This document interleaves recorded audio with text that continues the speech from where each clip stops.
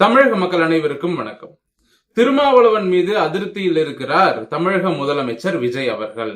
திருமாவளவன் எல்லை மீறி பேசுறாரு, கூட்டணி தர்மத்தை மீறி பேசிட்டு இருக்காரு, இது நல்லதுக்கு இல்ல அப்படின்னு முதலமைச்சர் விஜய் அவர்கள் கடும் கோபத்துல இருக்காராம் திருமாவளவன் மீது. சோ என்ன நடந்தது அப்படிங்கறத தெளிவா பார்க்க போறோம். அதே போல அடுத்த விஷயம் என்ன அப்படின்னா, வேலூர் மாவட்டம் காட்பாடி பக்கத்துல கோவில் கட்டுவதற்கு கிறிஸ்தவர்கள் எதிர்ப்பு தெரிவிக்கிறாங்க. கிறிஸ்தவர்கள் எதிர்ப்பு தெரிவிக்கிறான் அப்படின்னா அவன் மத அடிப்படையில எதிர்ப்பு தெரிவிக்கிறான். ஆனா அந்த கிறிஸ்தவர்களோடு சேர்ந்து கொண்டு விடுதலை சிறுத்தை கட்சியும் எதிர்ப்பு தெரிவிக்கிறது. விடுதலை சிறுத்தை கட்சி அது வழக்கம் போல அவங்க அப்படித்தானே பண்ணுவாங்க அப்படின்னு கூட நீங்க சொல்லலாம். ஆனா இங்க பிரச்சனையே என்ன அப்படின்னா, கோவில் கட்டணும் அப்படின்னு முடிவெடுத்தது பட்டியல் சமுதாய மக்கள். அந்த பட்டியல் சமுதாய மக்கள் கோவில் கட்டக்கூடாது அப்படின்னு கிறிஸ்தவர்கள் எதிர்ப்பு தெரிவிக்கிறாங்க. அந்த கிறிஸ்தவர்களுக்கு ஆதரவாக பட்டியல் சமுதாய மக்களுக்கு எதிராக விடுதலை சிறுத்தை கட்சி பிரச்சனை செய்து கொண்டிருக்கிறது. இதுதான் வேலூர் மாவட்டத்துல நடந்துகிட்டு இருக்க பிரச்சனை. சோ இந்த ரெண்டு விஷயங்களை பற்றி தான் தெளிவா இந்த பதிவுல நாம பேச போறோம். முதல்ல விஜய் அவர்களினுடைய அந்த திருமாவளவன் மீதான எதிர்ப்பு, அதை பத்தி பாத்துருவோம். திருமாவளவன் அவர்கள் எந்த பக்கம் அவரு கோல் போடுறாருன்னே சொல்லவே முடியாதுங்க. இன்னைக்கு தாவேகாவுக்கு ஆதரவா பேசுவார், நாளைக்கு திமுகவுக்கு ஆதரவா பேசுவார், திடீர்னு அதிமுகவுக்கு ஆதரவா பேசுவார். ஒரு நாள் பாத்தீங்கன்னா RSS நல்ல இயக்கம் அப்படின்பாரு, அதுக்கப்புறம் திடீர்னு இன்னொரு நாள் பாத்தீங்கன்னா RSS ஒழிக்கப்பட வேண்டிய இயக்கம் அப்படின்பாரு. ஒரு பக்கம் பாத்தீங்கன்னா சனாதன தர்மம் நிலையானது அப்படின்பாரு, இன்னொரு பக்கம் சனாதனத்தை ஒழிக்கணும் பாரு. ஆக மொத்தம் இந்த திருமாவளவன் அவரோட மனசுல என்னதான் நினைக்கிறாரு அப்படிங்கறத அவர் வெளிப்படையா இது வரைக்கும் சொன்னதே இல்லை. இதுதான் என்னுடைய கொள்கை அப்படிங்கறதான் வெளிப்படையா சொன்னது கிடையாது. பொதுமக்கள் முன்னிலையிலயும் அவங்க கட்சிக்காரங்க, உறுப்பினர்கள், தொண்டர்கள் முன்னிலையில ஒரு மாதிரி பேசுவாரு, இந்த பக்கம் மீடியாவை பார்த்துட்டா வேற மாதிரி பேசுவாரு. திருமாவளவன் அவர்களே, இந்த மாதிரி இருந்தீங்க அப்படின்னா உங்களை எல்லா கட்சிகளும் வெறுப்பாங்க, எல்லா மக்களும் வெறுப்பாங்க, வெறுத்து ஒதுக்குவாங்க.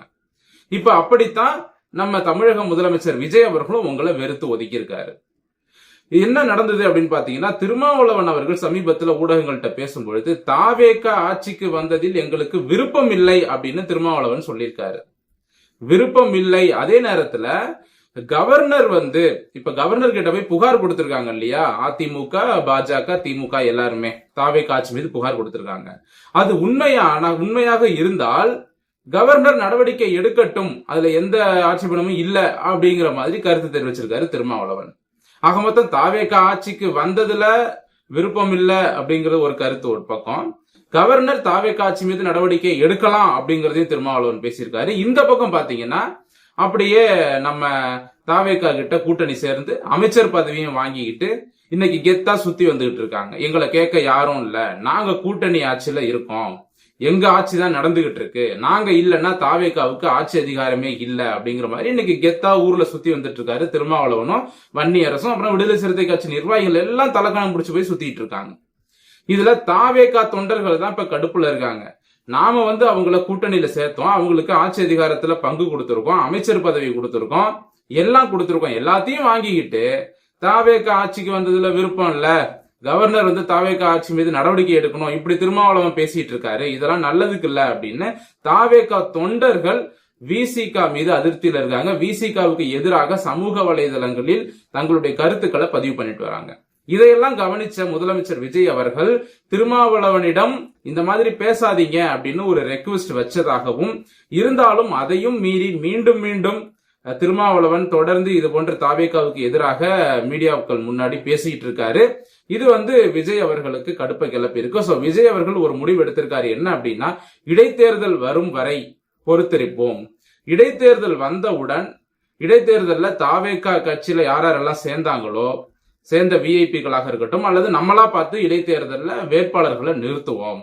சோ இடைத்தேர்தல்ல தாவேகா கட்சிக்காரங்க மட்டும்தான் நிக்க போறாங்களாம். அனைத்து தொகுதிகளிலும் தாவேகாவினர் மட்டுமே நின்று மீண்டும் வெற்றி பெற்று பெரும்பான்மையோடு அதற்கு பிறகு நாம ஆட்சி அமைக்கலாம். காங்கிரஸ், விடுதலை சிறுத்தை, கம்யூனிஸ்ட் இவங்க தயவுலாம் வேணாம் அப்படிங்கிற ஒரு முடிவுக்கு விஜய் வந்திருக்காராம்.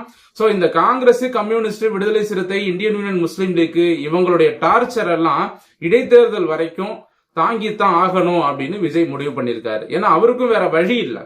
சோ இப்ப அவருடைய வழக்கறிஞர்களாக இருக்கட்டும், கட்சி நிர்வாகிகள் இவங்கெல்லாம் என்ன பேசியிருக்காங்க அப்படின்னா, இடைத்தேர்தல் வரைக்கும் இவங்களோட டார்ச்சரை நாம பொறுத்துப்போம், இடைத்தேர்தல்ல நாம வெற்றி பெற்று தனி பெரும்பான்மை கிடைத்தவுடன் இவங்களெல்லாம் கழட்டி விட்டுறலாம் அப்படிங்கிற ஒரு பிளான்ல தான் தற்பொழுது விஜய் அவர்கள் இருக்கிறார். ஆக மொத்தம் இடைத்தேர்தல் வரும் வரைதான் இந்த காங்கிரஸ், கம்யூனிஸ்ட், விடுதலை சிறுத்தை, இந்தியன் யூனியன் முஸ்லீம் லீக் இவங்களுடைய ஆட்டம். இன்னும் ஒரு 4 மாசம் அதுக்குள்ள இடைத்தேர்தல் வந்துடும். சரி, இப்ப நம்ம அடுத்த விஷயத்துக்கு வருவோம். வேலூர் மாவட்டம் காட்பாடி பக்கத்துல என்ன பிரச்சனை அப்படின்னு பாத்தீங்கன்னா, பட்டியல் சமுதாய மக்கள் அவங்க அவங்களுடைய கோவில் நிலத்தை கிறிஸ்தவர்கள் ஆக்கிரமிப்பு பண்ணி வச்சிருந்தாங்க. அந்த நிலத்தை அவங்க மீட்டிருக்காங்க. பட்டியல் சமுதாய மக்கள் மீட்டு அந்த இடத்துல ஒரு பெருமாள் கோவில் கட்டணும் அப்படின்னு அவங்க முயற்சி பண்றாங்க. அந்த முயற்சிக்கு கிறிஸ்தவர்கள் எதிர்ப்பு தெரிவிக்கிறாங்க. ஏன்னா அவன் மத அடிப்படையில் எதிர்ப்பு தெரிவிக்கிறான். அது எல்லாருக்கும் தெரிஞ்ச விஷயம் தான். ஆனா இந்த கிறிஸ்தவ மிஷனரிகளோடு சேர்ந்து கொண்டு விடுதலை சிறுத்தை கட்சியும் அங்க கோவில் நிலத்துல பெருமாள் கோவில் கட்டக்கூடாது, அதுவும் பட்டியல் சமுதாய மக்கள் நீங்கள் கோவிலே கட்டக்கூடாது அப்படின்னு இந்த விடுதலை சிறுத்தை கட்சிக்காரன் பூரா அந்த கிறிஸ்தவ மிஷனரிக்கு ஆதரவா பிரச்சனை பண்ணிட்டு இருக்காங்க. அங்க யாரை எதிர்த்து? அவங்களுடைய பட்டியல் சமுதாய மக்களை எதிர்த்து. அப்ப இந்த விடுதலை சிறுத்தை கட்சி என்பது யாரால் இயக்கப்படுகிறது அப்படின்னு பார்த்தோம்னா, இந்த கிறிஸ்தவ மிஷனரிகளால் தான் இயக்கப்படுகிறது. இதை நம்ம பலமுறை சொல்லியிருக்கோம். விடுதலை சிறுத்தை கட்சி என்பது கிறிஸ்தவ மிஷனரிகளால் இயக்கப்படுகிறது. அதே போல முக்குளத்தோர் புலிப்படை என்ற அந்த கருணாசோட அமைப்பு, அதுவும் கிறிஸ்தவ மிஷனரிகளால் இயக்கப்படுகிறது. பொங்கு ஈஸ்வரன் போன்ற நபர்கள் அந்தாலும் கிறிஸ்தவ மிஷனரியால தான் இயக்கப்படுறாரு.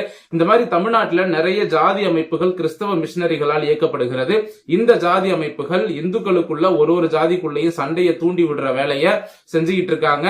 இதனால இந்துக்கள் எச்சரிக்கையா இருக்கணும் அப்படின்னு நம்ம சேனல்ல நாம பல முறை பேசியிருக்கோம்.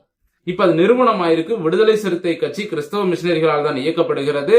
அதனாலதான் இந்த விடுதலை சிறுத்தை கட்சி கிறிஸ்தவர்களுக்கு ஆதரவாக இருந்து கொண்டு பட்டியல் சமுதாய மக்கள் கோவில் கட்டக்கூடாதுன்னு விடுதலை சிறுத்தை பிரச்சனை பண்றான்.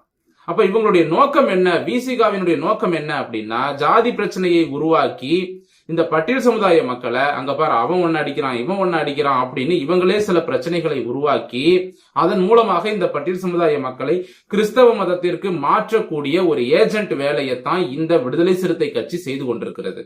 கருணாஸ் மாதிரி. சரிங்களா? ஆக மொத்தம் இந்த கிறிஸ்தவ மிஷனரிகளின் கட்டுப்பாட்டுல தமிழ்நாடு வந்துருச்சு. அதனாலதான் இன்னைக்கு கிறிஸ்தவர்கள் தைரியமா கோவில் கட்டக்கூடாது, அதுவும் அவங்களுடைய கோவில் நிலத்திலேயே கோவில் கட்டக்கூடாதான். ஏன்னா அங்க கிறிஸ்தவர்களும் வசிக்கிறாங்களா, அதனால கோவில் கட்டக்கூடாதான். இதெல்லாம் எந்த ஊரு நியாயம்? இவங்க இப்படி பண்றானுங்க அப்படின்னா நாளைக்கு இன்னும் பல ஊர்கள்ல இவங்க மெஜாரிட்டி ஆயிட்டாங்கன்னா, அது கிறிஸ்தவர்களாக இருந்தாலும் சரி, இஸ்லாமியர்களாக இருந்தாலும் சரி, அவங்க மைனாரிட்டியா இருக்கிற வரைக்கும் இந்துக்களை எதிர்த்து ஒரு வார்த்தை பேசவே மாட்டாங்க. மெஜாரிட்டி ஆயிட்டாங்க அப்படின்னா அதற்கு பிறகு இந்துக்களை வாழ விட மாட்டாங்க.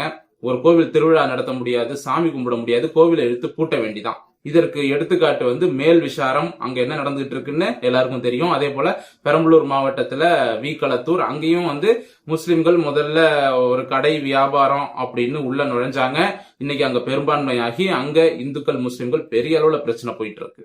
இதே மாதிரி ஒரு ஊர்லயும் முஸ்லிம்கள் முதல்ல ஒரு குடும்பம் தங்குவாங்க, ஒரு கடை வைப்பாங்க, ஒரு வியாபாரம் பண்ணுவாங்க, அப்படியே எல்லார்கிட்டையும் பழகுவாங்க, அப்படியே அவங்களுடைய உறவினர்களை அழைச்சிட்டு அங்க தங்க வைப்பாங்க, அங்க நிலம் வாங்குவாங்க, வீடு கட்டுவாங்க, அப்புறம் மசூதி கட்டுவாங்க, ஒரு தெருவை உருவாக்குவாங்க, அவங்களுக்குன்னு ஒரு ஜமாத்து வந்துடும். அதற்கு பிறகு கோவில்ல பாட்டு ஓடக்கூடாது, சாமி இழுக்கக்கூடாது, திருவிழா நடத்தக்கூடாதுன்னு பிரச்சனை பண்ணுவாங்க. சோ இப்படித்தான் முஸ்லிம்கள் ஒரு பக்கம் இயங்குறாங்க, கிறிஸ்தவர்கள் ஒரு பக்கம் இயங்குறாங்க. 2 பேருமே ஒரே மாதிரி தான் வேலை பார்க்கறாங்க தமிழ்நாட்டுல. இது இந்தியா முழுக்க இப்படிதான் வேலை பார்த்துட்டு இருக்காங்க. சோ தமிழ்நாட்டில் இருக்கக்கூடிய இந்துக்கள் தயவு செய்து எச்சரிக்கையா இருங்க. இந்த விடுதலை சிறுத்தை மாதிரியான கட்சியை பட்டியல் சமுதாயத்தில் இருக்கக்கூடிய இந்துக்கள் நம்பவே கூடாது. விசிகாவை நம்பாதீங்க அப்படிங்கறத சொல்லிட்டு இந்த பதிவை நான் முடிச்சுக்கிறேன். மீண்டும் அடுத்த நல்ல பதிவோடு உங்களை சந்திக்கிறேன். நன்றி, வணக்கம்.